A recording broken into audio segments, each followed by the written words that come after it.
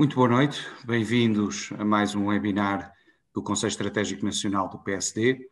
Hoje gostaria, antes de dar início e dar as boas-vindas ao webinar, apenas em nome do Conselho Estratégico Nacional do PSD, endereçar as condolências à família do nosso amigo e companheiro António Almeida Henriques, que faleceu ontem.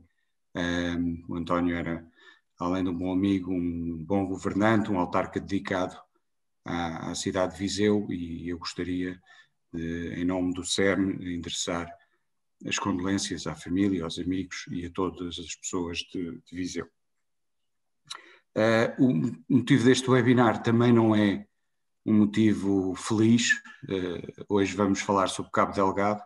Infelizmente, essa zona do norte de Moçambique tem sido notícia pelas piores razões possíveis. Vive neste momento uma situação dramática de ataques terroristas por parte de aquilo que se julga ser uma facção ou um braço armado do Estado Islâmico, e de facto a comunidade internacional tem ficado perplexa com as imagens de violência e com as centenas de milhares de refugiados que já hoje existem e em situações verdadeiramente dramáticas que atingem um país que é um país irmão, Portugal, e com quem temos séculos de ligação e de história, e que obviamente pretendemos ajudar a que possa resolver esta situação e trazer paz à região de Moçambique e paz a todas aquelas pessoas que estão hoje a sofrer.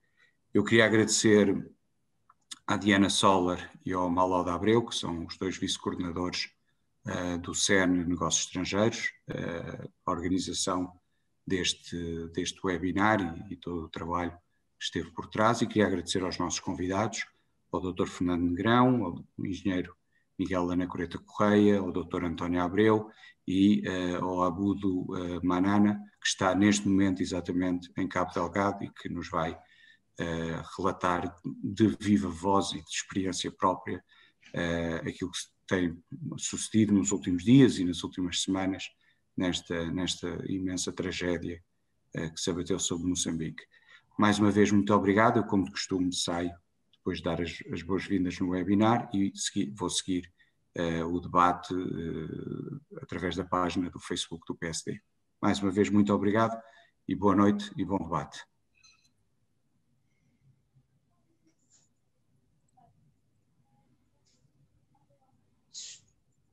Boa noite, obrigada a todos por terem aceitado o nosso convite para estarem presentes neste debate.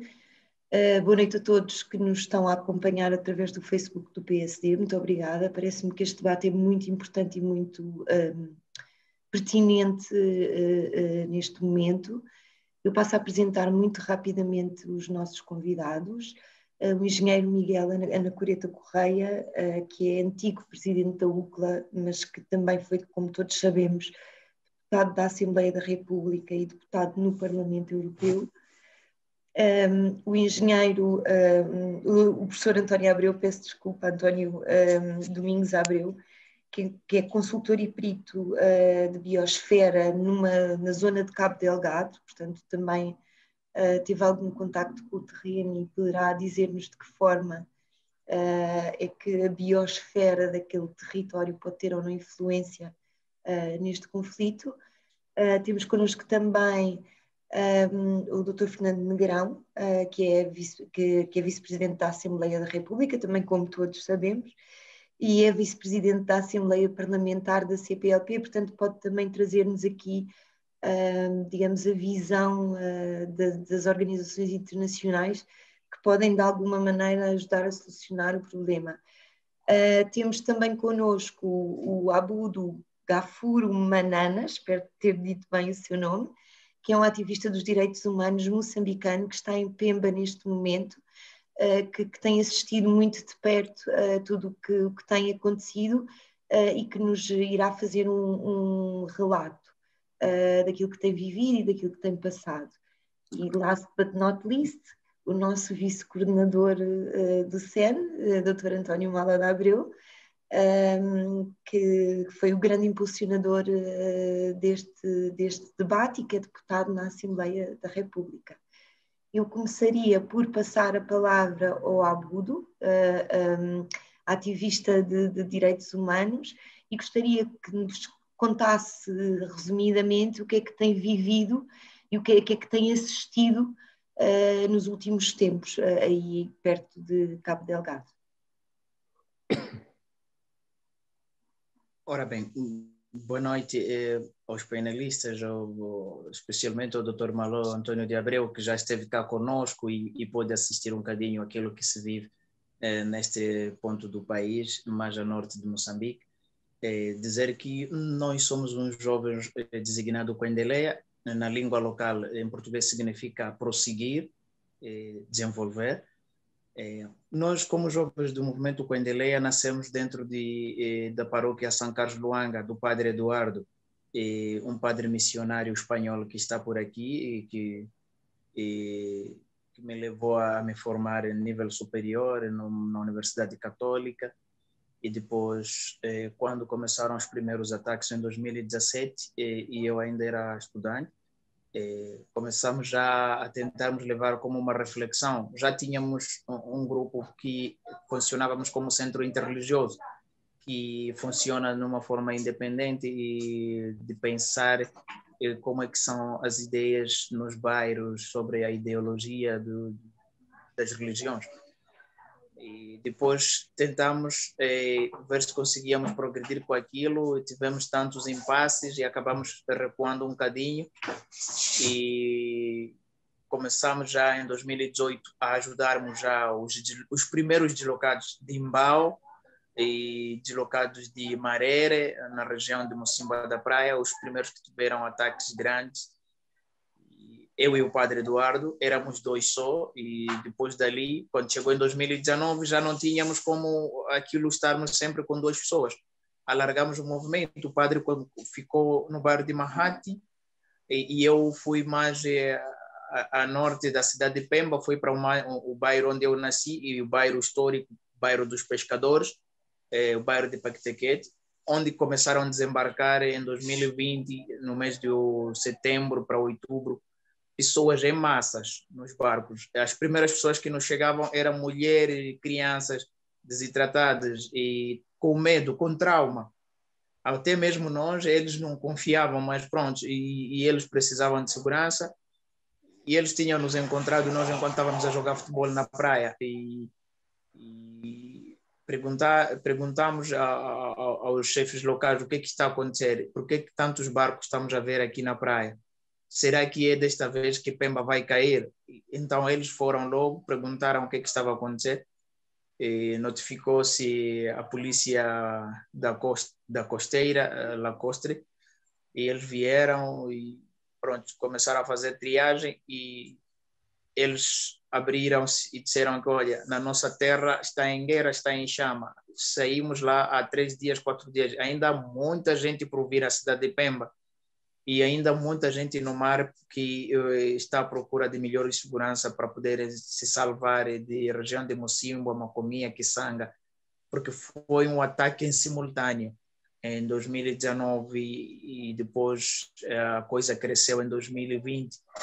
Então, em 2020, quando cresce o ataque e muita gente ter que abandonar as suas regiões, as suas terras, deixar tudo para trás para poder salvar.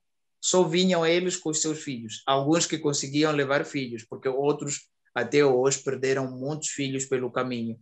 Não sabem onde é que estão até hoje e estão com trauma. Outros estão a contrair agora doenças de paralisia, já não conseguem andar, estão com problema de pernas, ora trombose, muita coisa, muitas doenças já associadas entre eles. E outros estão com traumas de tanto ver sangue, e familiares deles já serem decolados na frente, porque negaram de fazer parte do movimento dos terroristas. E até hoje existem alguns casos que algumas mulheres, e nós como ativistas do movimento Coendeleia, estamos a dar passos no segmento.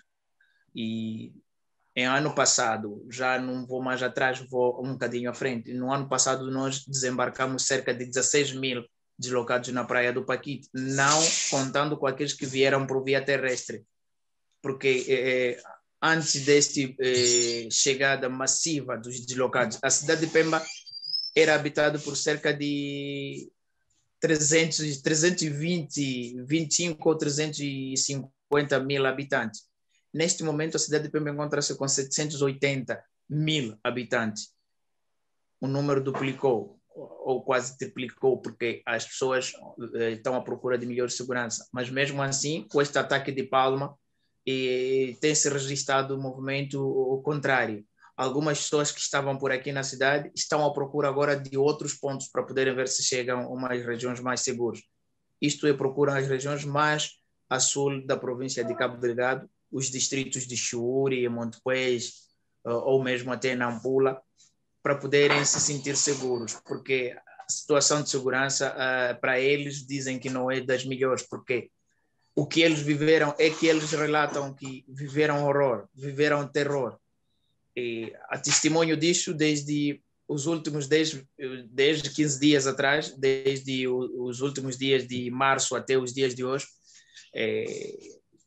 Graças a Deus tive o privilégio de estar no porto da cidade de Pemba, onde neste momento é o único local, o único sítio onde começaram a desembarcar as primeiras pessoas que fugiram por via marítima de Palma para Pemba.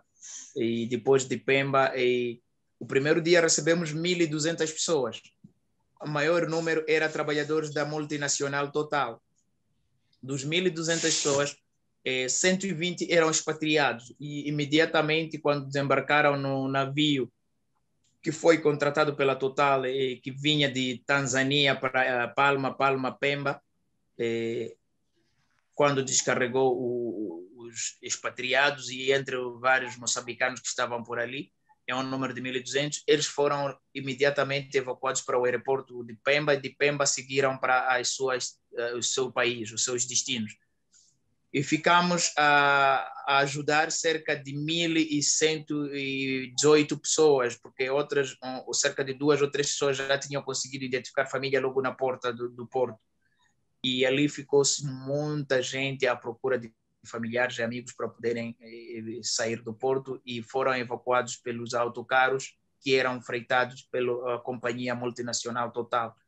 Já tinha estacionado mais de 15 viaturas de 68 lugares e que estava a transportar os trabalhadores da Total para poder dar um melhor acolhimento a eles e distribuir cada um para a sua zona de origem, porque o maior número dos trabalhadores da Total não eram de Cabo Delgado, eram todos da região sul do país, eram do centro do país, ou sul-africanos ou zimbabuianos, poucos eram moçambicanos, poucos eram de Cabo Delgado e de Cabo Delgado não eram de tantos cargos. Agora, o que vimos já 3 dias depois, foram chegar alguns trabalhadores da Total, um número de 160, e que estavam a relatar horror, que viveram, que viram, disseram que nós não queremos mais voltar para Palma. Os terroristas estavam a vir com tudo, estavam a vir para poder matar e bombardear tudo. E mataram muita gente, e sobretudo quando houve uma falta de resposta pela Força Aérea que foi contratada pelo governo moçambicano. Os sul-africanos demoraram de ir dar o reforço aos militares, porque os militares moçambicanos estavam lá com tudo aquilo que eles tinham e ficaram com poucas munições por algum momento, mas não tinham reforço aéreo, mas lutaram com aquele instrumento que eles tinham, fizeram tudo, e quando lutaram cerca de 4 dias intensos, aí quando já a força sul-africana chegou no terreno e conseguiu pôr lá só 4 caixas de munições, GPRS, não sei como é que ele disse, o militar, não entendo bem essas coisas militares, ele disse que foram só 4 caixas porque queriam pôr mais, mas os terroristas estavam a disparar contra os helicópteros e aqueles helicópteros são leves, não são helicópteros militares, então acabaram voando, sair e abandonaram do sítio, foram embora.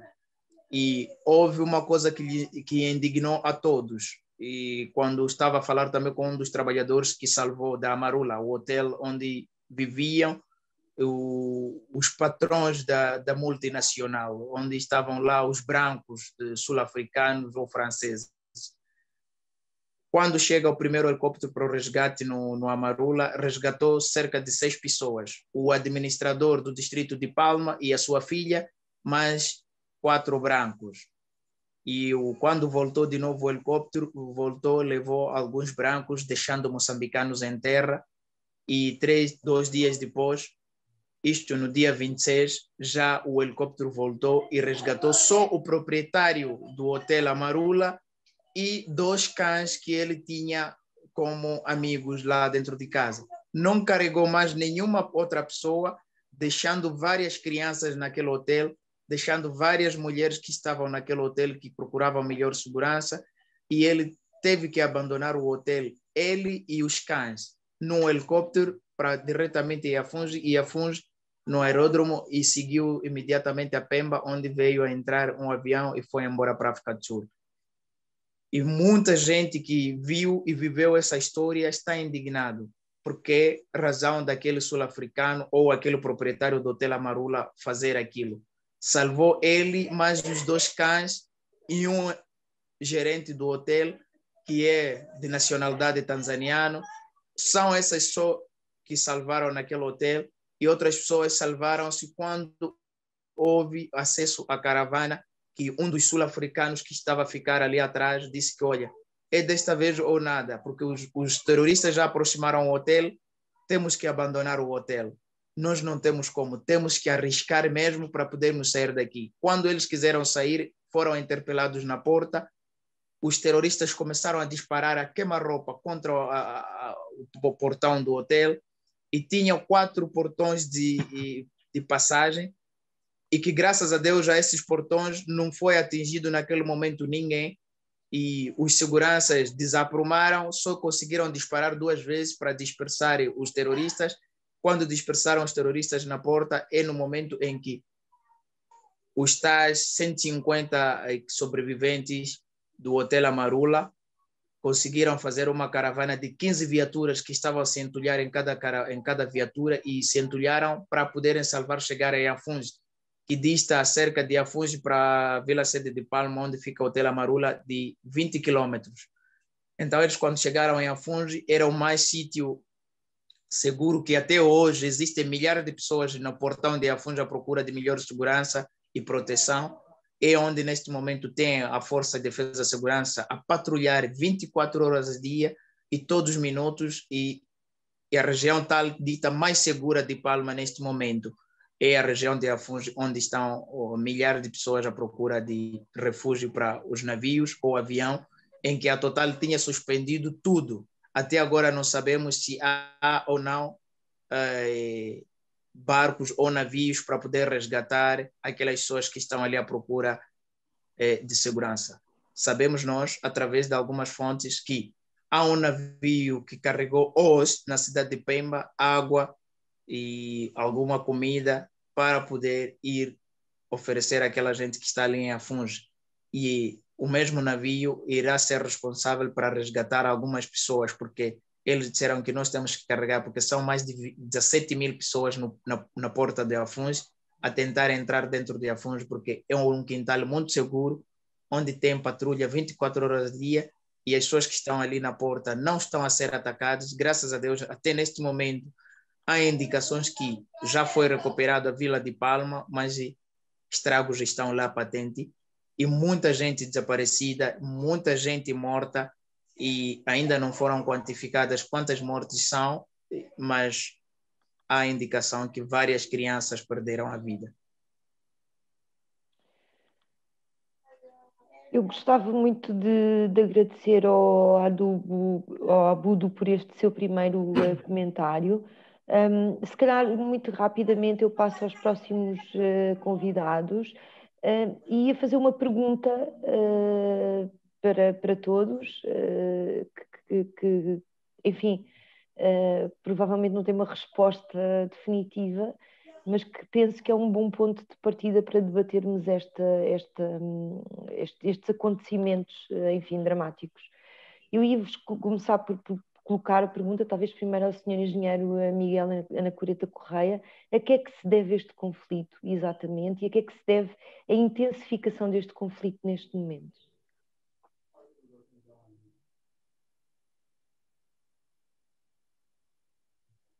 Está sem som. Muito obrigado. Bom, eu acho que Moçambique fazia parte dos planos do radicalismo islâmico. Eu, enfim, estive em Moçambique várias vezes, trabalho com uma ONGD na proteção de miúdos albinos e quando estive uma das vezes em que fizemos uma reunião da UCLA, e aproveito para dizer que não fui presidente da UCLA, fui secretário-geral da UCLA, o presidente da UCLA é o presidente da Câmara de Lisboa, nessa altura o presidente era o Dr. António Costa, e em vez de fazermos uma reunião dos presidentes das câmaras lusófonas em Maputo, que é uma cidade que todos os dias tem questões, tem realizações internacionais, convenci o Dr. António Costa a fazer numa pequena cidade do interior para projetar essa cidade. E fizemos a reunião em Lixinga, que é uma cidade onde eu vivi quando era pequeno, uma vez que ele desejava fazer, ele, António Costa, contar um pouco esta história, desejava fazê-la em Quelimane, mas as ligações aéreas para Quelimane não eram tão frequentes como as ligações para Maputo. E, se me permite ainda, antes de dizer isso, gostaria de dizer, sinto muito bem nesta reunião do PSD, continuo de alma e coração com o CDS, estou afastado da política há bastante tempo, mas entendo, num momento em que os nossos dois partidos estão a travar uma batalha importante e comum, que era importante eu estar aqui. E nesse aspecto eu queria dar também um testemunho. Fui deputado por Viseu, colega do Dr. Almeida Henriques, que era natural de Moçambique. Dr. Almeida Henriques. Muitas vezes falámos sobre isso e quando eu o encontrava, normalmente encontrava-o no restaurante Zambeze, por cima da sede do CDS. Portanto, agradeço muito o convite e estou aqui com muito prazer. Eu julgo que o norte de Moçambique, pelas riquezas que eram conhecidas há muito tempo e pela predominância de população islâmica que os Estados-maiores do islamismo radical pensavam que fosse fácil de conquistar, fazia parte do programa há muito tempo. Nessa altura que eu tinha estado no norte de Moçambique, eu tentei ir a Pemba. O meu pai, que esteve muitos anos em Moçambique, falava da beleza da Baía de Pemba, mas não consegui um lugar no hotel. Nessa altura, apesar de ter recorrido aos meus amigos da Fundação HK, não consegui um lugar no hotel porque Pemba, há 7 anos, 6, 7 anos, o Sr. Dr. Manana, lembrar-se-á disso, fervilhava de entusiasmo económico. Toda a gente pensava, a gente a construir prédios, a prever que era preciso as habitações, etc, etc. E essa mesma sensação do entusiasmo chocou-me um bocado nessa altura haver um comentador político moçambicano que saudava a chegada de uma série de refugiados da Somália como um símbolo de que Moçambique era uma terra de paz, que as pessoas refugiavam-se da Somália. E eu disse, olha, a experiência que eu tenho de ler esta literatura mostra que eu, com cidadãos da Somália, antes de deixar integrar no meio da população, eu procuraria saber um bocado o que é que se passou. Esta experiência da província central do Daesh não foi bem sucedida no Congo. E pessoas ligadas à organização do Daesh no Congo começaram uma migração. Portanto, deve-se notar que nós, em Portugal e nós europeus, normalmente temos uma visão muito limitada pela projeção de Mercator, não temos ideia bem das distâncias, mas a ponta sul de Angola está mais próximo, por exemplo, de Moçambique do que do estado de Luanda. Na verdade, portanto, as coisas na África Central passam. E a parte de Moçambique, por exemplo, do Zumbo, está relativamente próxima do Congo, da Zâmbia. E iniciaram uma migração em direção à Tanzânia, e é a Tanzânia que graças à permeabilidade das fronteiras que existem entre Moçambique e a Tanzânia, que é um dos problemas estruturais deste conflito, infiltraram-se em Moçambique e há cerca de 4 anos começaram a fazer as suas ações. Eu julgo que eles encontraram uma população insatisfeita. Várias vezes em Nampula, com quem eu conversei com muita gente de Nampula, as pessoas me diziam as riquezas estão no norte, mas os ricos estão em Maputo. E verificava-se também nos primeiros tempos, isso que o Dr. Manana disse há pouco, uma coisa que estou agora aqui a falar para um angolano, que é o Dr. Maló, que se verifica, por exemplo, na região da Lunda, em Angola, que é na região mineira, os trabalhadores não são recrutados localmente, vêm da capital de Luanda, são primos, são conhecidos, bateram as cunhas nos serviços de recrutamento, e eu reconheço a frustração que existia na população da região, que sabia que se estavam a fazer grandes investimentos, ou que se iam fazer grandes investimentos, portanto que se avizinhava-se um período de grande prosperidade, ver que efetivamente essa perspectiva de prosperidade não estava a chegar à população. As pessoas pensavam que ia haver empregos, que ia haver remuneração, que ia haver circulação do dinheiro e, sobretudo, há uma questão que tem-se verificado em todos estes movimentos de radicalismo islâmico, que é aproveitarem-se muito da insatisfação dos jovens que não têm capacidade de encontrar em conta e de continuarem os estudos. Eu permita-me contar uma história, quando chegar o meu tempo avisam-me, se fazem favor. Houve um ministro angolano que uma vez foi a visitar o Sudão do Sul. E disseram, Sr. Ministro, estão aqui os estudantes angolanos, o senhor não querem reunir-se com ele? E o ministro, enfim, que não tinha nada a fazer, achou que era simpático tomar com eles uma cerveja, disse que sim, senhor, e ele contava com o aparecimento de 6 ou 7 estudantes angolanos, eram cerca de 100, lá estavam, no Sudão do Sul. E Sudão do Sul, o Uganda, tudo isto é uma constelação, o próprio Quênia tem sido atingido por isto, mas a base da questão logística, que se aproveitou do descontentamento e da insatisfação realmente da população, porque os serviços do Estado, não se trata só do governo, trata-se do problema do Estado, é medíocre, tem responsáveis tanzanianos, grande parte, alguns também militantes estão identificados. Graças a Deus nós temos algumas boas informações. Hoje gostei muito do depoimento do Dr. Manana, que se vê que é um depoimento que foi vivido, mas nós temos boas informações, designadamente através do nosso amigo do programa dos domingos à tarde, como é que ele se chama, do que faz programas aos domingos à tarde sobre Moçambique. Sim.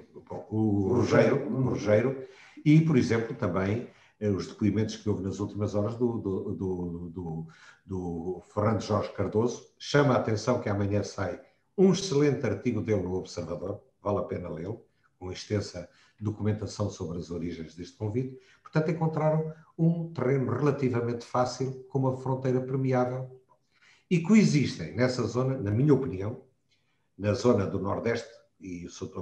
Manana me confirmará, 3 fenómenos. Existe o terrorismo islâmico, que é o mais visível, o mais barulhento que causa, mas existe, atrás do terrorismo islâmico radical, existe também puro banditismo.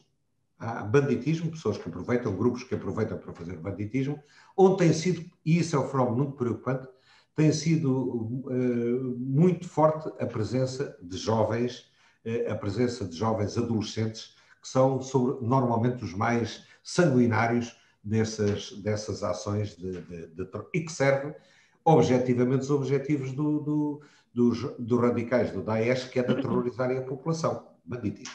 E há um terceiro fenómeno, que é um fenómeno que, pelo menos, muita gente em Moçambique está conseguida, que a presença internacional não é bem-vinda, porque entre Moçambique e a Tanzânia há tráfegos bastante esquisitos.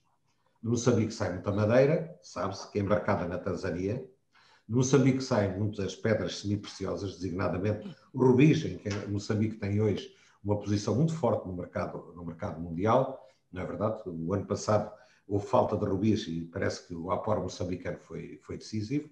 E, em contrapartida, entra em Moçambique bastante droga. Há um corredor de droga que vai até a África do Sul, e é uma das questões que é a África do Sul. Portanto, a existência de uma perturbação, digamos assim, militar, a existência de banditismo, a existência de negócios com gente importante comprometida com eles. Pelo menos é a Vox Populi em Maputo.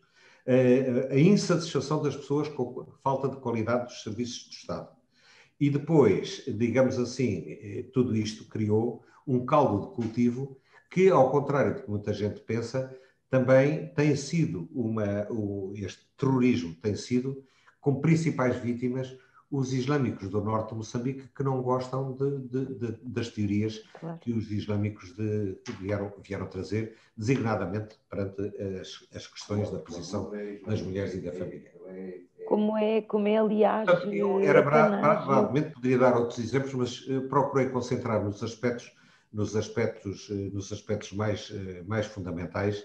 Portanto, insatisfação, caldo de cultivo, presença, objetivos, e, portanto, aí está a questão. E depois ter havido uma certa negligência quanto ao princípio, e estas questões de terrorismo, estão aqui várias pessoas que sabem delas, o melhor é matá-las à nascença. E quando eu vejo, por exemplo, pessoas que são importantes da Chatham House dizer que Moçambique precisa de diálogo, de desarmamento e não sei o quê, teoricamente está muito bonito, mas eu não sei como é que é possível o diálogo com este tipo de pessoas que cometem o terrorismo sanguinário. Muito obrigado. Muito obrigada. Eu passava agora então a palavra ao professor António Domingos Abreu, que também conhece o terreno e conhece as riquezas do terreno e que poderá talvez dar-nos a sua opinião sobre de que forma é que essa componente também pode ter um papel importante neste conflito. Muito obrigada. Muito obrigado, boa noite a todos. É um prazer estar aqui a refletir e, de alguma forma, dar algum contributo, não só para equacionar, mas estou a pensar o que é que se pode fazer para ajudar os nossos irmãos e a comunidade internacional, mas em particular de Moçambique. A minha experiência relativamente a Cabo Delgado foi, de facto, o privilégio de ter trabalhado por cerca de 3 anos numa proximidade muito forte com o território, com o terreno, e sobretudo numa lógica de promover o diálogo e a concertação para enfrentar algumas das questões estruturais que o engenheiro Ana Correia acabou de referir. Efetivamente, a situação de desenvolvimento e a pobreza, não temos que ter medo de dizer as coisas, para além das dificuldades em termos de suporte logístico, de apoio e da organização do Estado e da disponibilização dos serviços mínimos, associa-se todo um quadro ambiental de degradação geral das condições de vida e dos ambientes naturais que exacerbam essa situação de pobreza ou a incapacidade de se reconstruir ou de se criar, digamos, aquilo que nós chamamos a resiliência ambiental e social que carece de qualquer comunidade. Portanto, e quando o coquetel mistura todas estas coisas, de facto a situação torna a resistência mais baixa, a vulnerabilidade aumenta e, portanto, potencia todas estas situações. E, portanto, também encarar a situação atual como algo que é intolerável e tem que ser, efetivamente, tem que se atuar de uma forma concertada, mas eficaz e, portanto, não há tempo para pensar em muito mais do que estancar a ferida. Portanto, há uma ferida aberta que é preciso estancar, porque sem darmos esse passo, não se pode passar ao resto, que é aquilo que é mais importante, ver como é que saímos disto, como é que podemos criar uma sociedade e um ambiente melhor, mais capaz de sustentar um desenvolvimento. E foi um pouco nesse sentido a minha experiência de estar no terreno, e curiosamente é um paradoxo, porque é o contrário daquilo que estamos a viver. Eu estive a trabalhar diretamente para o governo de Moçambique e para a Unesco, a pedido do governo, no sentido de se promover a designação de uma área como reserva da biosfera da Unesco, em Cabo Delgado, que começou por ser encarada por eventualmente umas ilhas ou algumas ilhas e depois acabou por ser algo que tem, digamos, 15 mil quilómetros quadrados. Portanto, para ter uma ideia da dimensão, é superior ao País Basco, aqui ao lado em Espanha, e que cobre os distritos do Ibo, Quissanga, parte de Moluco, Pemba, Ancoab, Macomia, Montepuez, portanto, todos os nomes que agora estão a povoar o nosso telejornal.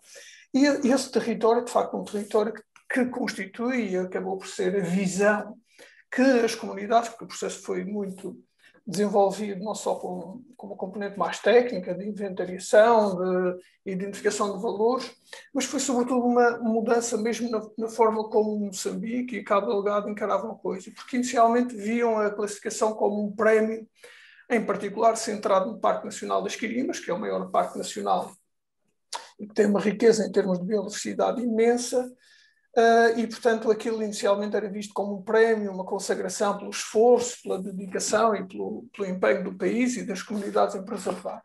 Mas isso não é uma reserva da biosfera, portanto, não é um prémio, não é uma meta, não é uma medalha que se dá no fim de uma corrida, é sobretudo a criação de uma plataforma que olha para a frente e para o trabalho que se tem que fazer.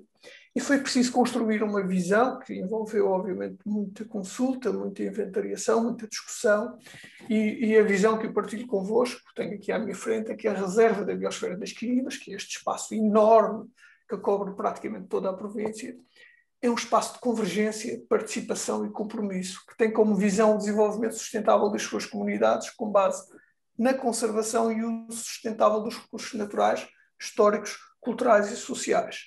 E encontramos, do ponto de vista técnico, uma convergência muito interessante, é que, quer do ponto de vista natural, portanto, os ecossistemas, sejam terrestres, sejam marinhos, o espaço físico, portanto, a área geográfica, é uma convergência de vários tipos de ecossistemas diferentes, portanto, desde o mar, a savana, um pouco de floresta tropical, portanto, há de facto um mosaico, um complexo, que se reflete também na história das populações, portanto, dos sistemas humanos e sociais.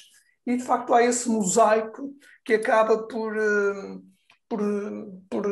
gerar aquilo que foi adotado como missão desta estrutura, que é uma estrutura que não tem departamentos, não tem que ter, é apenas um espaço, uma plataforma.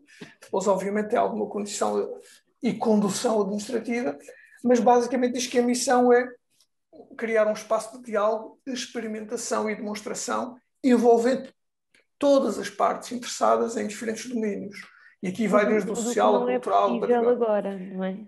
Não é que não seja possível, é um paradoxo, é a primeira constatação. Isto não tem nada a ver com aquilo que foi o desejo, o trabalho árduo, o empenho, e já agora uma homenagem ao nosso querido administrador do Parque Nacional, que foi quem conduziu e acabou por coordenar, o Sr. Albino Milce, por sinal irmão de Sua Excelência, o Presidente da República de Moçambique, que faleceu recentemente, já nesta situação muito complexa. Mas, efetivamente, há aqui uma questão que é a minha proposta. É, obviamente, neste momento não há tempo para pensar, não há tempo para planear, mas há que estancar a ferida, portanto, e rapidamente, não sei com que mecanismos, a resolvermos a situação de emergência e não esquecer que a pobreza e as dificuldades que eventualmente podemos resolver com infraestruturas, com equipamentos e com investimento, terão que ter em consideração a degradação que já existia, portanto, e que gerou essa tal insatisfação, a insegurança que vai desde a insegurança alimentar até a insegurança física. Havia muita movimentação e uma certa clandestinidade em termos de utilização e mesmo disponibilização dos recursos. Toda a gente sabe que há concessões que não se percebe como, que interditam a pesca artesanal e permitem a pesca industrial, a mineração, que é um pouco desregulada, e precisamente os rubis são um dos elementos centrais na área até do próprio Parque Nacional das Quirimbas.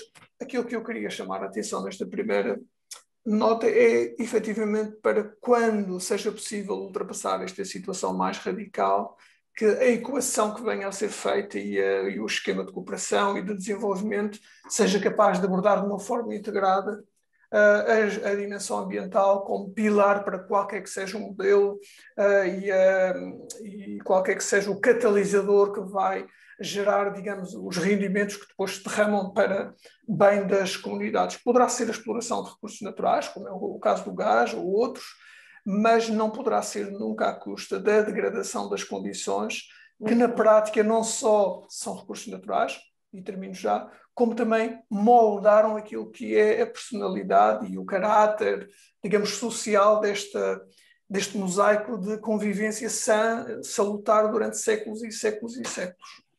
Eu colocava então a questão ao Dr. Fernando Negrão e ao Dr. António Mala de Abreu, se calhar começamos pelo Dr. Fernando Negrão, como é que se estanca esta ferida?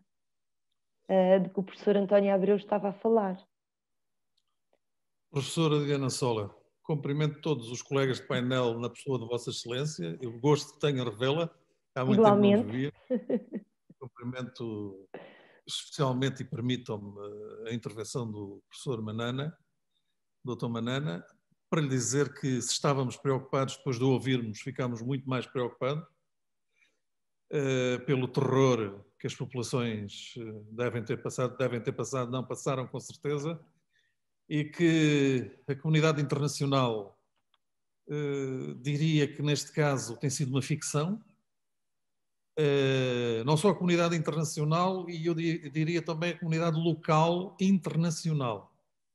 Porque, por exemplo, o Moçambique tem relações muito próximas com a Tanzânia, e na altura em que isto aconteceu, e eu tenho aqui uma descrição, se me permitem ler, quando dos primeiros ataques, os governos moçambicano e tanzaniano estavam a trabalhar em conjunto para tentar controlar um conjunto de atos criminosos dos dois lados da fronteira, ao nível da caça furtiva, da exploração dos recursos do subsolo, da pesca e da fauna e flora no geral.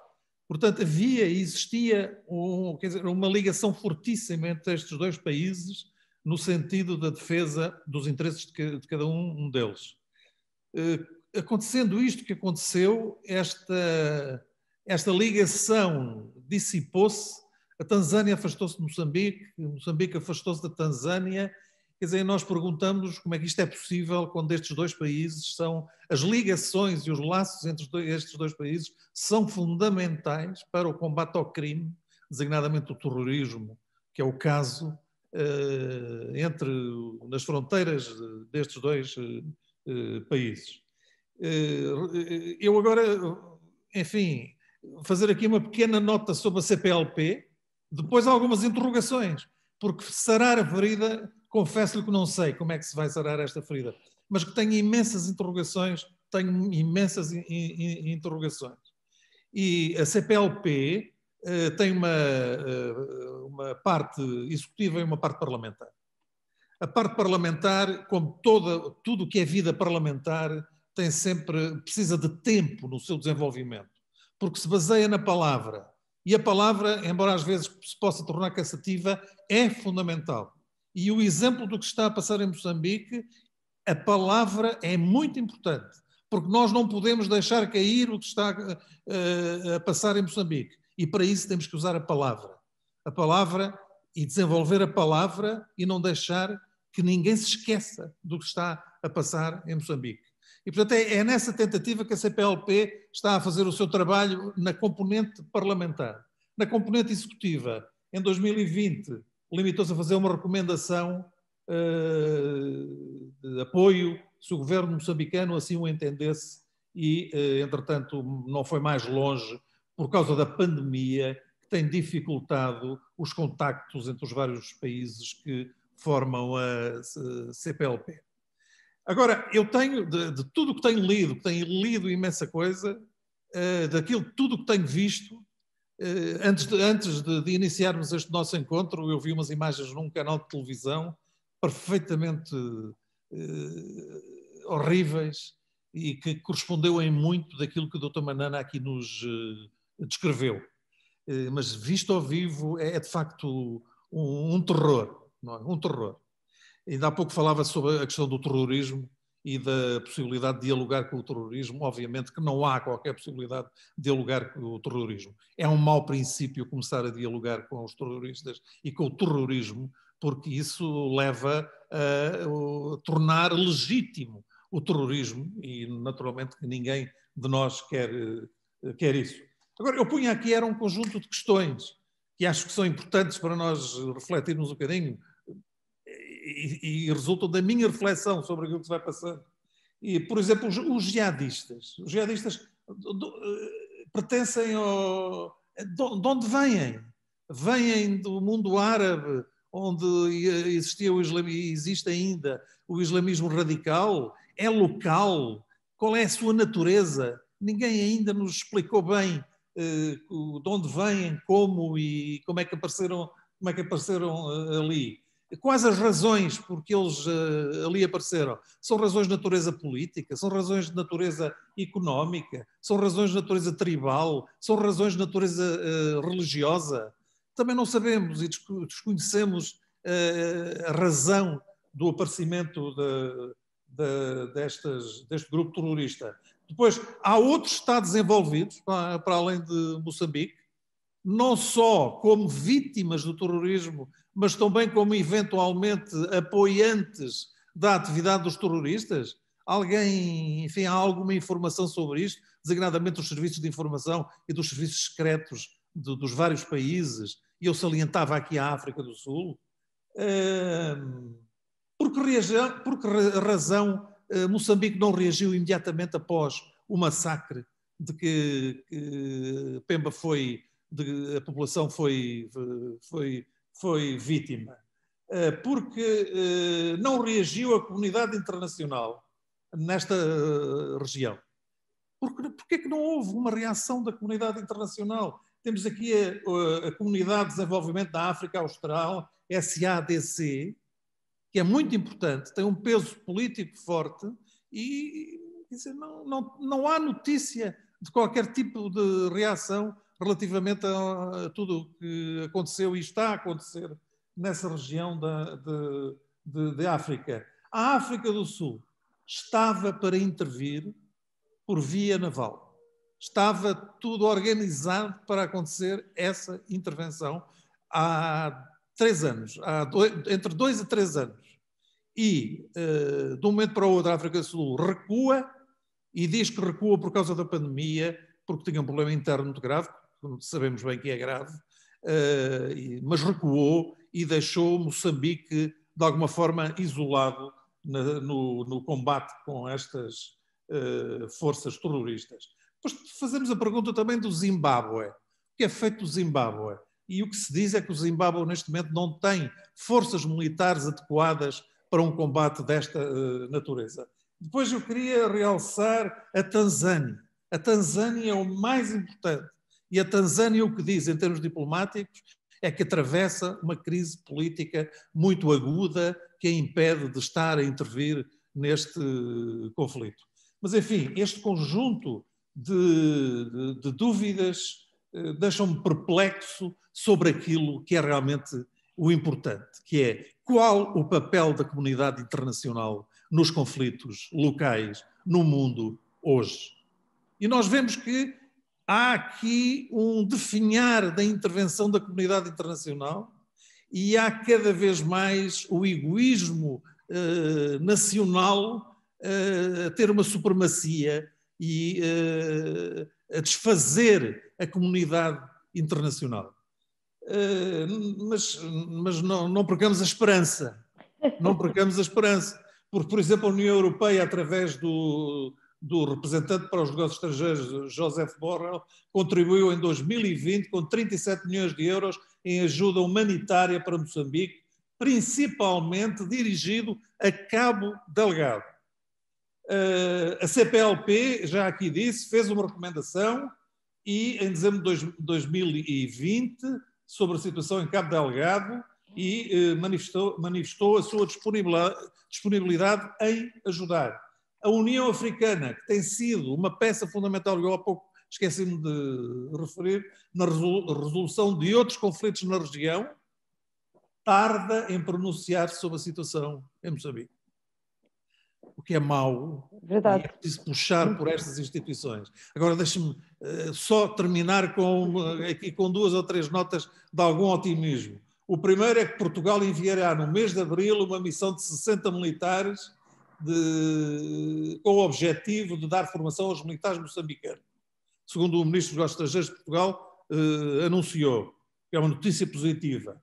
A França poderá fornecer apoio através da sua marinha no sentido de patrulhar a costa moçambicana por onde tem entrado o apoio aos insurgentes. É outra notícia positiva.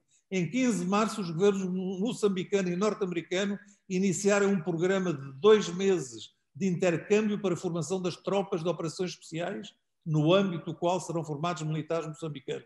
E a África do Sul tem militares na zona de Cabo Delgado para apoio logístico para o repatriamento de cidadãos nacionais presentes na área. Estas são mensagens positivas, mas precisamos de mais ação da comunidade internacional e precisamos de mais ação das autoridades de Moçambique para ver se conseguimos começar a sarar esta profunda ferida. Muito obrigado. Muito obrigada. Eu passava a palavra ao Dr. Mala de Abreu e colocava, além destas questões que foram colocadas pelo Dr. Fernando Negrão, colocava uma minha também, digamos assim, que é, para além de todas estas dificuldades e enfim, estamos a lidar com problemas que já vimos noutros locais do mundo e de resolução até do ponto de vista militar muitíssimo complicadas, mas há aqui uma questão que talvez seja importante colocar, que é, e Moçambique? Porque é que Moçambique tem vindo a recusar o apoio internacional, nomeadamente o apoio internacional militar? Quem é que está a falhar, afinal, neste aspecto? Quer dizer, porque pelo que vimos, a comunidade internacional, nomeadamente países como Portugal e a França, que têm relações estreitas com países africanos, a União Europeia, que tem disponibilizado ajuda humanitária, quer dizer, estão de alguma forma interessados no conflito. Muitas vezes também sentimos que da parte de Moçambique não há interesse que a comunidade internacional se envolva. E eu gostaria de perguntar ao Dr. Mala de Abreu porque é que é assim e como é que se pode dialogar com Moçambique de outra forma, que eu penso que é o que está a faltar. Muito obrigado, Diana. Eu faria a mesma pergunta. Porquê que Moçambique, numa situação trágica, dramática, de centenas de milhares de pessoas deslocadas, não pede, não aceita ajuda a sério para este problema? Eu queria, de qualquer modo, também cumprimentar os meus queridos amigos, o Fernando Negrão, o engenheiro Miguel Anacoreta Correia, o Dr. António Domingos Abreu, e particularmente quero cumprimentar um amigo meu, com quem passei alguns dias, quando em dezembro fui exatamente a Cabo Delgado, que é o Abu do Gafuro, que é muito conhecido em Cabo Delgado, é muito conhecido em Pemba, na praia, sobretudo na praia onde ele estava e que recebeu os refugiados. Eu, nessa altura, recolhi muitos depoimentos dele, que nunca os revelei, são depoimentos que tenho guardados. E eu, há ano e meio, na Assembleia da República, quando na altura eu coordenava pelo PSD, a Comissão de Negócios Estrangeiros, coordenava o grupo, eu levantei o problema de Moçambique, há cerca de ano e meio, o problema de Moçambique. E na altura disseram-me que não havia problema nenhum. E eu, a partir desse momento, comecei a receber de Cabo Delgado, de um conjunto de pessoas e algumas que denunciavam o que se estava a passar, eu comecei a receber constantemente, e hoje recebo quase diariamente, para não dizer diariamente, recebo informações do que se está a passar diariamente em Cabo Delgado, sobretudo na parte norte de Pemba, até à fronteira, em Palma, em Mocímboa da Praia, em toda aquela zona, aquele corredor que vem por ali abaixo. E o Abu do Gafuro, eu fui a Moçambique com o conhecimento em primeiro lugar e o apoio do presidente Dr. Rui Rio, depois também, enfim, recebi apoio do Ministério dos Negócios Estrangeiros, da Presidência da República, mas fui lá porque eu não conhecia muito bem Moçambique, já fui lá muitas vezes, muito bem, relativamente, mas nunca tinha ido a norte da Gorongosa, nunca tinha ido a Cabo Delgado. E eu, para falar desse problema, eu tinha que lá ir ver e falar com quem quisesse falar comigo, por exemplo, o Abudo Gafuro é muçulmano, não é, Abudo? É muçulmano. Portanto, dizer que este problema é um problema também dos muçulmanos, é um problema dos muçulmanos porque eles não gostam nada deste problema.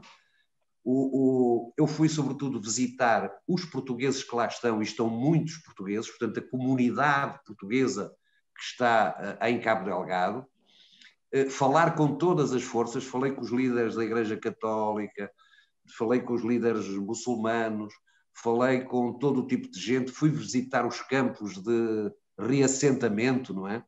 As pessoas estão a fugir, como disse o o Abudo, estão a fugir cada vez mais para sul, estão a fugir de Pemba, isso é que é preocupante, porque Pemba é a capital da província de Cabo Delgado e as pessoas estão a aproximar-se cada vez mais de Nampula. Eu falei, por exemplo, com um amigo meu, com uma pessoa, enfim, com quem eu fiz relações também, e que vive na ilha de Moçambique, e estão a chegar, os refugiados estão a chegar muito cá abaixo à ilha de Moçambique, quer dizer, e chegar de Palma à ilha de Moçambique é como, eu não sei se é mais do que ir a Paris, mas é capaz de ser mais do que ir a Paris, portanto, estão a fugir a toda a força. Há aqui uma questão político-militar e há uma questão humanitária. Sobre a questão político-militar, já foram aqui abordados os vários aspectos, eu tenho a minha ideia própria e também que coincide no geral com o que foi aqui dito, mas o que eu vi lá, no terreno, nos dias que lá estive, as pessoas com quem falei, os relatos que tenho diários do que se passa em Cabo Delgado, é de uma tragédia humanitária que se trata. E eu, sinceramente, como dizia o Dr. Fernando Negrão, eu não entendo a quase passividade da comunidade internacional perante um desastre humanitário que está a desenvolver-se no norte de Moçambique. Como não percebo a posição, gostava que me explicassem também, a posição das autoridades moçambicanas nos dois aspectos, no que diz respeito à questão político-militar e também no aspecto humanitário. E no aspecto humanitário, as chuvas, eu quando lá estava ainda não era a época das chuvas e portanto ainda se conseguia resolver, mas eu imagino, eu depois recebi imagens que me foram enviadas de várias fontes, de vários amigos que eu tenho em Cabo Delgado hoje em dia, com quem fiz amizade nos dias que lá estive, e na época das chuvas a situação agravou-se muito necessariamente, tanto em termos das precárias habitações em que as pessoas vivem hoje, como também com as doenças que a chuva traz, não é? Que vêm no tempo das chuvas, não é? E, portanto, a situação é de centenas de milhares de pessoas, mais do que todos os que vivem em Lisboa, no distrito de Lisboa, não é? A situação é absolutamente dramática. Infelizmente perdemos uma voz, que era a voz do Bispo de Pemba, que foi transferido para o Brasil e que era uma voz fundamental para fazer ouvir na comunidade internacional. E há aqui esse alerta à comunidade internacional de que tem que rapidamente chegar meios de subsistência para as pessoas em Cabo Delgado. O meu apelo é, sobretudo, um apelo humanitário. E o Abudo Gafuro sabe bem do que eu estou a falar. Eu vi as pessoas nos quintais, nas ruas, em filas enormes, entregues à sua sorte. E à sorte eu visitei a Caritas, visitei associações que apoiam, visitei ONGs que apoiam os refugiados no terreno, a própria organização do Abudo Gafuro faz isso, organizações internacionais que estão muitas no terreno, mas não chega para resolver o problema, porque o problema tem uma dimensão brutal e nós temos que perceber isso. E venho aqui agora ao governo português. Eu fiz uma promessa a mim mesmo de que sobre esta questão de Moçambique eu não faria críticas públicas.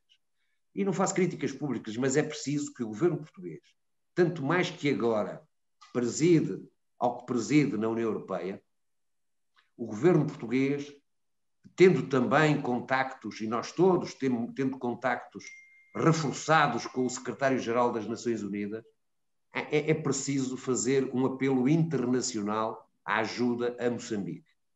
E de preferência é uma ajuda direta às pessoas.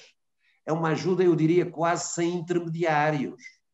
É uma ajuda que tem que chegar à boca das pessoas que têm fome, aos pés, ao corpo das pessoas que não têm o que vestir, às crianças que continuam a morrer, para além de, obviamente, pensar-se a sério em resolver um problema enquanto é tempo de ser resolvido, que é o problema militar.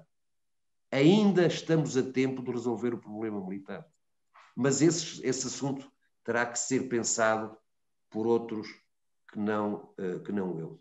Eu tive também a oportunidade de ir a Montepoês, de ir e em Palma, de ir visitar a guerra colonial em Moçambique, começou exatamente nessa região do Planalto, enfim, em Moeda, naquela zona do Planalto dos Macondes, não é? Eu fui visitar também o cemitério português, que é conservado impecavelmente, o cemitério onde estão os militares portugueses, centenas de militares portugueses, no que é o cemitério tem uma limpeza diária com um conjunto de pessoas que é feita por um português que é o mais velho dos portugueses, que está em Cabo Delgado, que está em Pemba. É com alguma emoção que falo nisto, porque passei os dias a conversar na papelaria do meu amigo, do velho português, a conversar com portugueses, a conversar com moçambicanos, como o Abudo, fui à praia de Paquipequeto, falei com refugiados. É urgente apoiar irmãos nossos. Nós temos aliados, temos parceiros, mas temos um conjunto de países que são países irmãos. E nós temos a obrigação de levantar a voz, mas também de ir lá ajudar quem está neste momento a sofrer. E quando eu digo ir lá ajudar quem está a sofrer, é pensar nas questões humanitárias. Não estou a pensar em pôr tropas no terreno, longe disso. Longe disso. Estou a pensar que há centenas de milhares de pessoas, neste momento falam-se em mais de 700 mil pessoas, que não têm onde dormir, que não têm o que comer, que continuam a morrer. E recentemente, quando finalmente foram atacados alguns que não eram moçambicanos e que sofreram na pele aquilo que muitos moçambicanos já sofreram, mais de 2.000 mortos, ou cerca de 2.000 mortos, não é? Em circunstâncias brutais, verdadeiros assassinatos, só vistos em sítios, quer dizer, que eu nunca pensei que se pudesse passar em Moçambique. É tempo de todos nós levantarmos a voz, de todos nós pedirmos ajuda nacional e internacional e ajudar o povo moçambicano martirizado de Cabo Delgado. E de que forma é que a presidência portuguesa da União Europeia pode ter um papel nesse levantar de voz relativamente às questões humanitárias, ainda que haja aqui um certo conflito, não é? É evidente que já percebemos pelos vossos relatos, e aliás, e quem acompanha as notícias já se tinha percebido, que é uma emergência humanitária gigantesca. Mas se o problema que origina a questão humanitária também, enfim, não começar a ser resolvido, não é uma coisa que se resolva, especialmente pelas autoridades de Moçambique, eu vejo com muita dificuldade. Enfim, pergunto-vos que esta ajuda humanitária possa ser efetiva, não querendo com isto dizer, evidentemente, estou absolutamente de acordo, quer dizer, é absolutamente fundamental tirar ou ajudar a tirar os moçambicanos e quem quer que seja vítima de terrorismo em Cabo Delgado, de toda esta situação, do ponto de vista humanitário, da fome, da pobreza, do desalojamento que passam. Mas a mim parece-me que a comunidade internacional deveria ser de alguma maneira representada pelas organizações internacionais, que acabam por ser as únicas, que acabam por ter legitimidade perante os Estados soberanos, e portanto pergunto-vos se esse apelo não deveria ser através das instituições, através da União Europeia, através das Nações Unidas, através da CPLP, através da União Africana, do Dr. Fernando Negrão há bocado falou, que está estranhamente silenciosa, e gostava também de perguntar, e esta questão evidentemente é para todos, mas também gostava de perguntar de uma forma muito prática ao Abudo Gafuro, de que forma é que a comunidade internacional pode verdadeiramente ajudar Moçambique, porque estando aí no terreno e sabendo quais são as necessidades do povo moçambicano, que é uma coisa que praticamente não chega às televisões portuguesas, é apenas, enfim, apenas é uma palavra mal usada aqui, mas o que nos aparece no fundo é os momentos pungentes da desgraça, mas não sabemos o que é que falta, o que é preciso fazer, o que é que se pode fazer. E, portanto, era este desafio que eu lançava. Por um lado, saber o que é que verdadeiramente é preciso do ponto de vista prático, e depois, por outro lado, de que forma é que se pode chegar às organizações internacionais, que eu penso que têm muito mais legitimidade do que os Estados, que são sempre vistos como agentes que se querem, digamos, que querem imiscuir-se nos assuntos que não são, que querem, no fundo, fazer ingerência. Portanto, eu gostava de saber a vossa opinião sobre isso e do Adu Gafuro sobre o que é que podemos fazer do ponto de vista prático. Se me permitem, então, só uma nota. Curiosamente, eu referi há pouco que Joseph Borrell contribuiu em 2020 com 37 milhões e em 2021. Por exemplo. Não é? E relativamente à importância da África, Portugal tinha agendado uma iniciativa para a sua presidência que era um grande fórum para discutir a África e as relações entre a Europa e a África, que parece que não se vai concretizar. E eu acho que aquilo que está a acontecer em Moçambique agora era mais uma razão para que se concretizasse essa proposta da presidência portuguesa do Conselho Europeu. Não é? E, portanto, deixava também aqui estas duas notas de preocupação e, mais uma vez, ligadas à reação internacional e à comunidade internacional e à passividade que nós vamos assistindo de uma forma muito preocupante.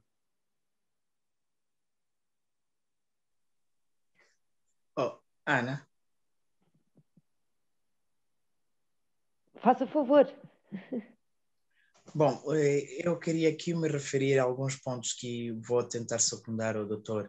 Olha, primeiro nós tivemos uma questão que me veio aqui logo a ideia com o meu papelzinho, é a questão de marginalização. Marginalização de uma certa etnia, problema etnolinguísticos que persiste até os dias de hoje na província de Cabo Delgado, e alguma forma de forçar alguma outra etnia a ser aquilo que não é, há uma tendência.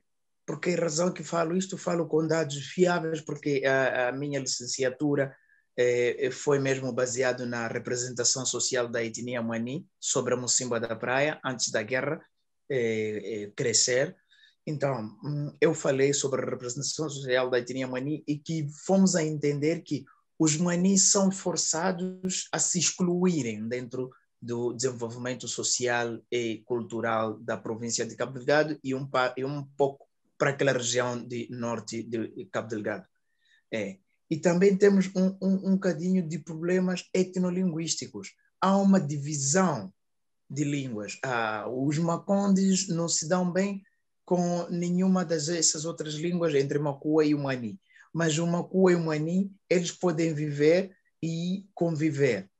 Estavas a perceber? E um pouco daquilo que é o povo de outra origem, mais perto, que é a Tanzânia, que trazem a língua um bocadinho diferente, que é o Swahili. Aqui estamos a viver uma região completamente com problemas etnolinguísticos, mas que estes problemas etnolinguísticos são forçados algumas culturas ou etnias a se retirar no meio social e ficar por fora. É uma maioria, mas sem poder, e uma minoria com poder. Então, é aqui onde estamos a assistir várias lutas de problemas etnolinguísticos. Se formos a ver, entretanto, essa questão de luta ou de radicalismo islâmico no norte da província de Cabo Delgado, ou seja, isto poderia ser na província de Cabo Delgado todo, porque um bocadinho a província de Cabo Delgado, cerca de 60% ou 50% da sua população, ela é muçulmana. E desde então, nos tempos remotos até os dias de hoje, sempre cristãos e muçulmanos viveram tão bem. E se for já ver, na província de Cabo Delgado, as pessoas que vieram através das primeiras civilizações que tiveram, que são os árabes, e depois vieram os portugueses através da via marítima, há umas semelhanças de assimilações e as culturas. Aqui há uma a forma de haver que este é a família cristã, este é a família muçulmana, mas estão a viver bem desde então até os dias de hoje. Aqui, para mim, não me parece que esta luta ou esta guerra seja problema islâmico, concretamente. Eu posso dizer que é um problema ideológico ou lavagem cerebral, que as pessoas são feitas uma lavagem cerebral para poder desestabilizar o crescimento econômico e social da província e atrasar o processo de desenvolvimento completo e total desta parcela do país. Porque é isso que nós estamos a ver. Eles destroem as infraestruturas públicas e privadas que fazem com que haja um desenvolvimento. Estamos a falar de unidade sanitária, estamos a falar de banco, estamos a falar de infraestruturas que estão ligadas a funcionamentos para os serviços públicos, estamos a falar de mercados e eles destroem um pouco disto.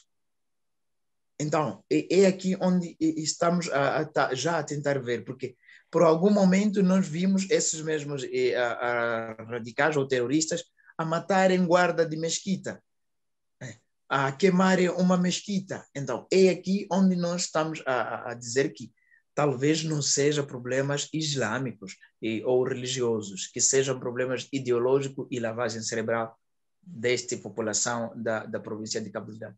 E porque muita gente deles, e quando tu negas, ou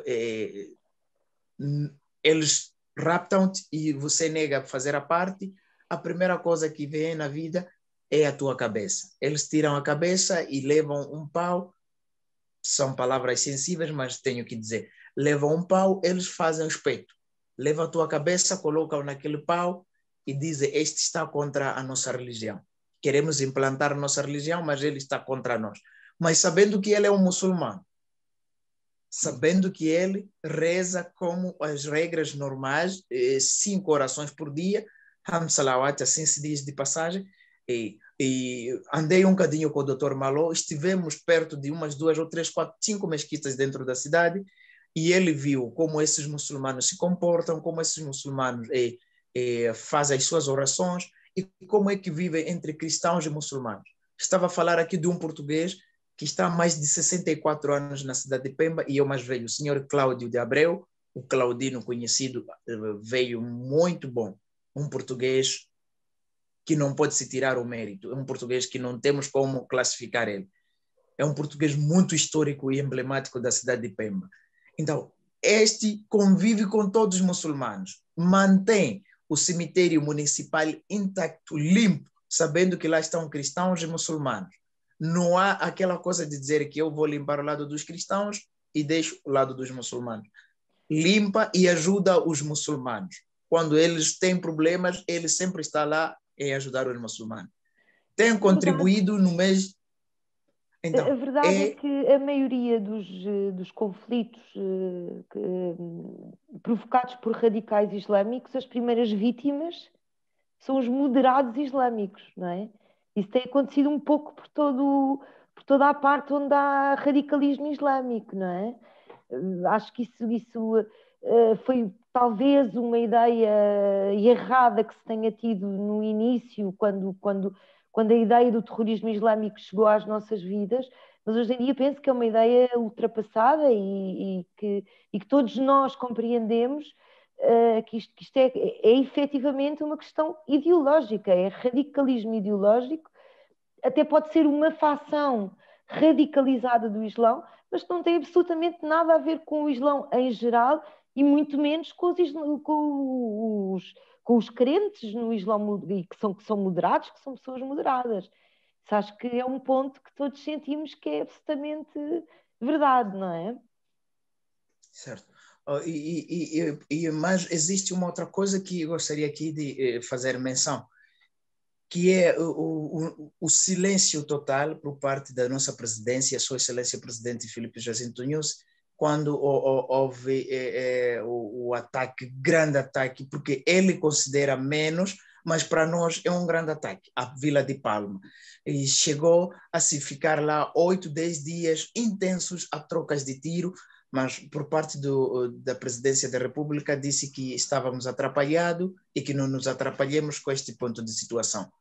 este ponto de situação, mas está a tirar vidas. Este ponto de situação, para mim, que não entendo nada de economia, que não fiz economia, mas vai afetar a economia moçambicana e vai provocar uma crise e uma baixa sobre o crescimento do produto interno deste país, porque são milhares de pessoas desempregadas, são milhares de pessoas que estavam a fazer ou prestarem serviços subcontratadas da multinacional, a própria Total, IFS, IRS, SS e todas essas empresas internacionalmente registradas e que estavam a trabalhar cá em Moçambique.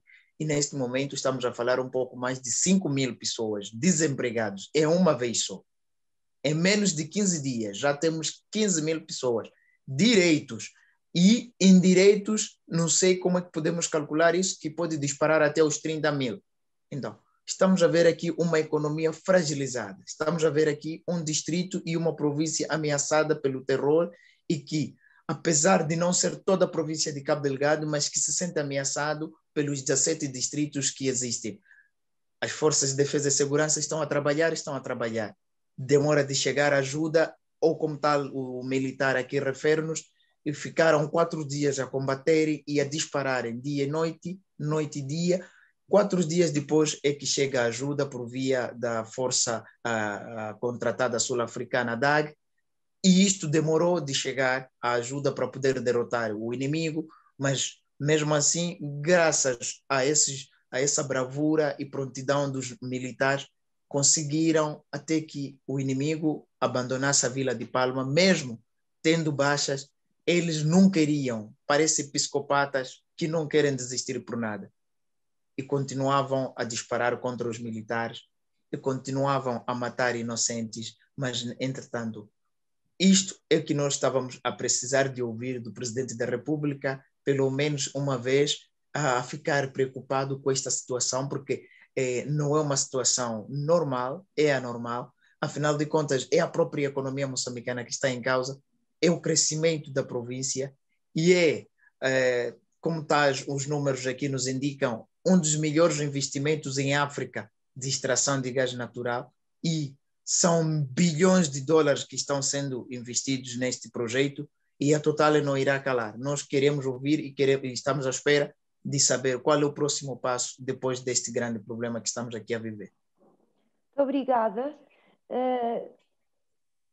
O nosso tempo está, aliás, já chegou ao fim, mas eu gostaria de fazer uma ronda por cada um dos nossos convidados, e gostaria que em 2 minutos comentassem aquilo que o Abudu Gafur nos veio dizer agora desta vez, e nos dessem mais uma vez a vossa posição relativamente a estas questões e o que é que pode ou não ser feito.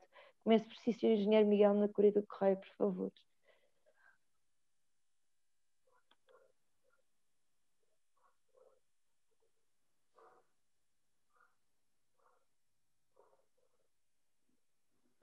Não conseguimos ouvi-lo.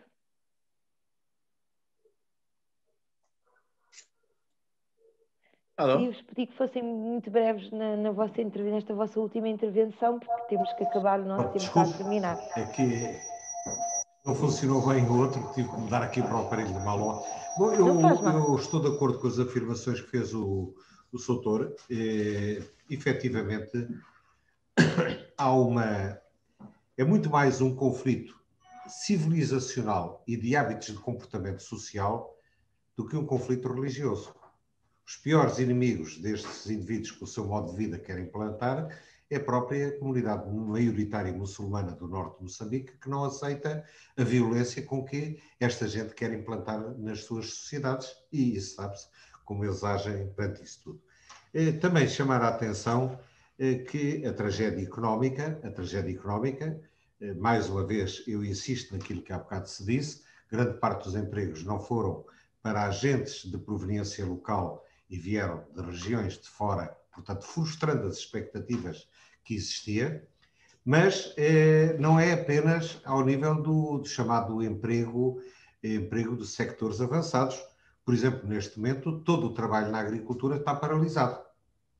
na verdade, portanto, as pessoas não vão para as machamas, não é verdade? E, portanto, isto significa que vai haver uma grande carência de produtos alimentares, porque as colheitas não vão ser feitas normalmente.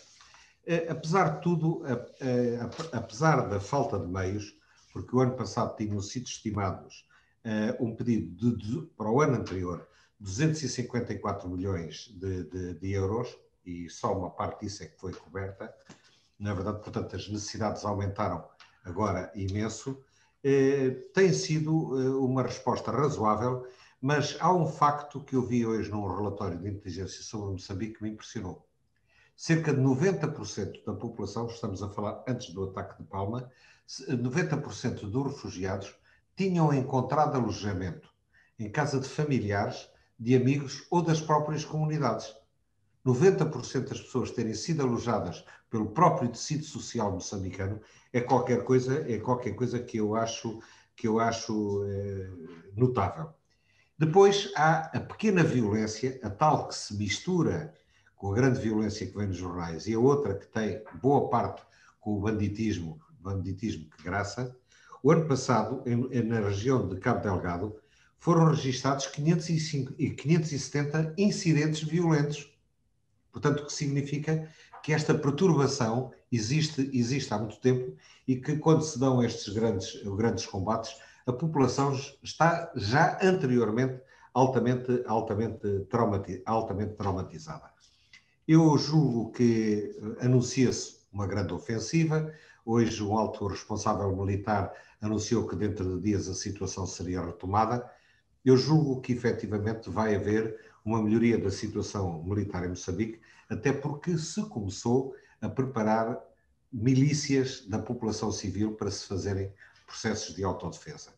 O problema é que esta violência encontrou uma população completamente indefesa. E os resultados estão aí. Quase 50% dos refugiados são crianças, quase 50% dos refugiados são crianças. Uma parte importante também que causa problemas especiais são de mulheres grávidas. Tem havido casos de tentativas de violência sexual. A população idosa e os diminuídos físicos têm sido um alvo preferente destes indivíduos que depois espetam a cabeça no pau, como aqui foi dito, não é verdade? E, portanto, a violência vai continuar durante algum tempo, mas ela corre o risco, com os fatores com que se falou há pouco, o hábito de tráficos ilegais, alguns conflitos também com posses de terras, os problemas referentes digamos assim, ao banditismo, são problemas que vão demorar a serem extirpados se não houver soluções em que a ajuda humanitária colmate as necessidades básicas. Portanto, a situação é muito difícil, mas os tempos difíceis vão continuar ainda durante bastante tempo. Muito obrigada.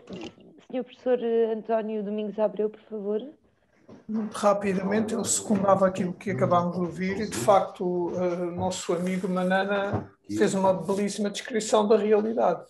Cabo Delgado é, de facto, um sítio onde culturas, línguas, inúmeras dezenas de línguas, culturas e religiões, durante séculos, persistiram e persistem em são convívio e tolerância. Portanto, não é nada, digamos, o cenário propício para se gerar aquilo a que estamos a assistir. Portanto, são outros fatores externos, mas que são exacerbados pelas condições que foram também descritas pelo engenheiro Ana Coreta Correia, a que se junta uma ineficiência daquilo que era o quadro anterior a isto, ou seja, anterior a esta desestabilização que está certamente ligada a questões que têm a ver com a economia, têm a ver com o acesso a recursos, com o poder, digamos, não podemos ser hipócritas. Há aqui uma dimensão económica e de acesso a recursos fundamentais e, por isso, o silêncio de tanta e tão boa gente, mas, para além disso, e não havendo esses recursos, a situação não era famosa. Ou seja, se não houvesse recursos minerais, se não houvesse gás natural, se não houvesse todas as riquezas em madeiras nobres e tudo isso que tem um valor de mercado tremendo, mas que nunca deixou, pelo menos nas últimas dezenas de anos, nada em favor das próprias comunidades em termos de um desenvolvimento mínimo. A situação é dramática, é de uma pobreza estruturante e a cooperação sempre houve. E nunca se questiona a cooperação, nunca se questiona a redundância de muitos processos de cooperação, de muitos processos de investimento que acabam por ser fase 1, fase 2, fase 3, deixam muita tabuleta e entre tabuletas de projetos com um número de financiamento, com todo o custo associado, nada derrama em termos de mudança estrutural da competência dos locais, da apropriação daquilo que é preciso fazer. Portanto, há aqui uma dimensão brutal que é preciso, não sei como e quem, quando, mas colocar o dedo na ferida e dizer que a cooperação e que todo o suporte que nós fazemos, e não é só em Moçambique, podemos ver, e que em retorno muitas vezes não pedimos. Eu já trabalhei em países, não vou dizer o nome, mas já trabalhei em mais de 60 países, nos países ditos em desenvolvimento, onde, por exemplo, a mulher não tem direito à propriedade, ou nem sequer se senta à mesa, e nós, através das nossas agências, bancos internacionais de desenvolvimento, que é assim que chamamos,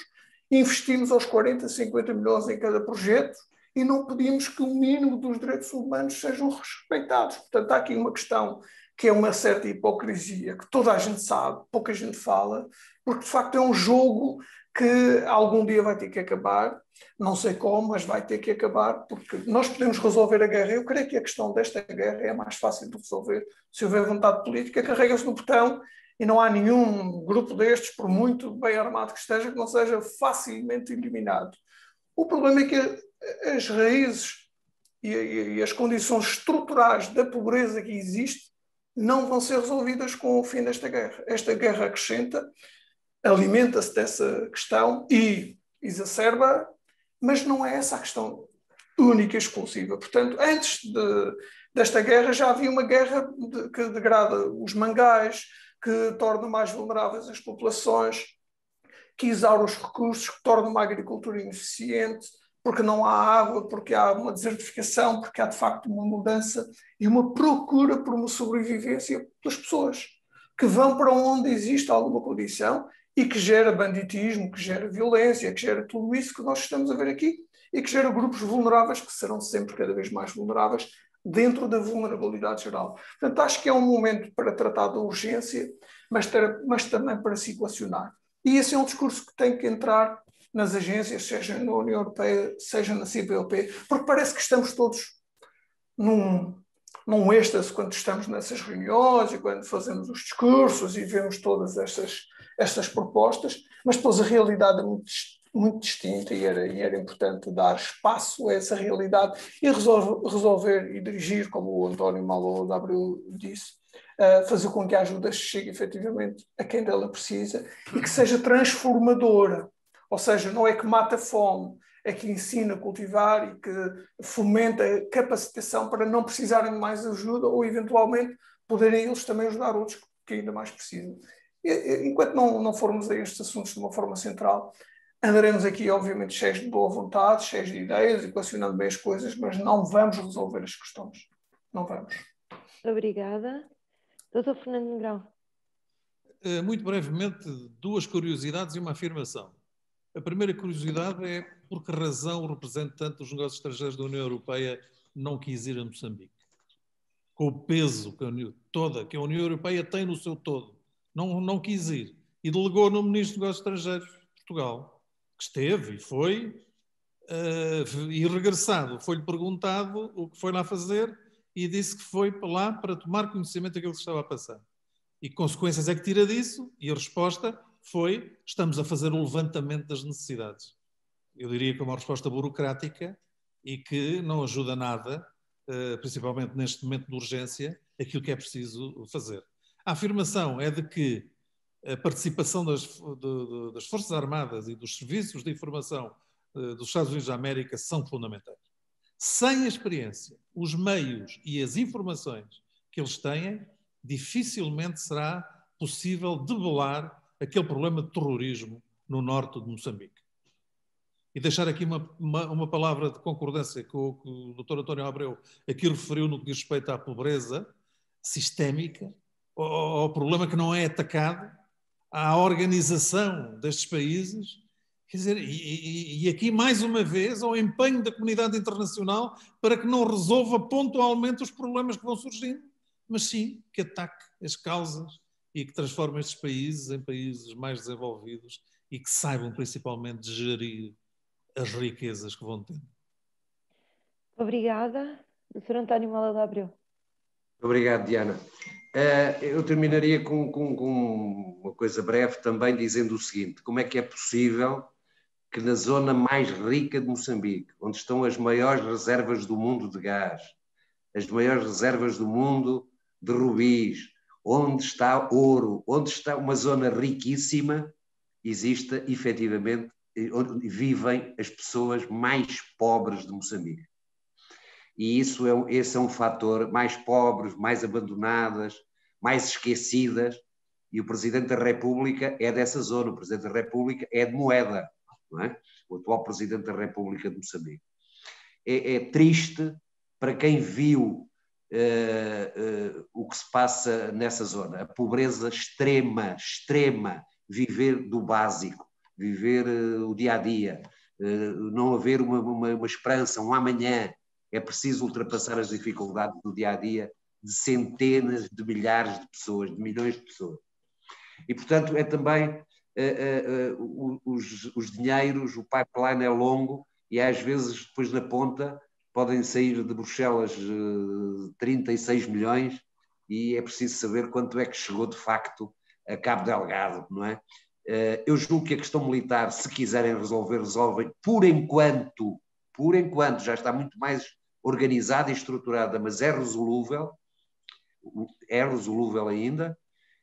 Mas a situação humanitária é verdadeiramente dramática. Eu, com o Abudo Gafuro, com portugueses, com moçambicanos, percorri a zona que foi possível percorrer e vi a miséria das pessoas que vivem em Cabo Delgado.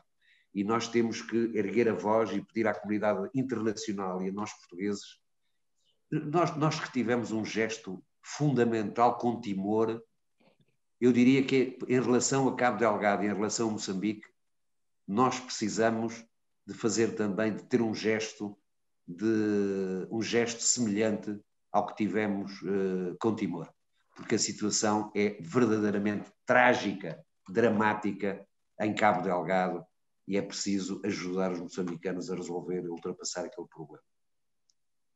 E queria aproveitar o Abudo Gafuro, como está aí, que leve um abraço meu ao decano português, ao nosso velho amigo e aos portugueses. O Abreu. Exatamente.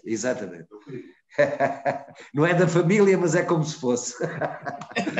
Mas é um velho português que ajuda todos, que é amigo de todos. Foi aliás, na loja dele, na papelaria dele, que eu me encontrei com os líderes também da comunidade muçulmana. Portanto, ele consegue, e ele é cristão, o Abudo Gafuro é muçulmano, as comunidades convivem perfeitamente, como ele disse, mas eu tenho imensas saudades, tenho falado com o filho de quem sou, com quem mantenho uma relação muito frequente e que é amigo do Abudo Gafuro também, lá está em Cabo Delgado, em Pemba.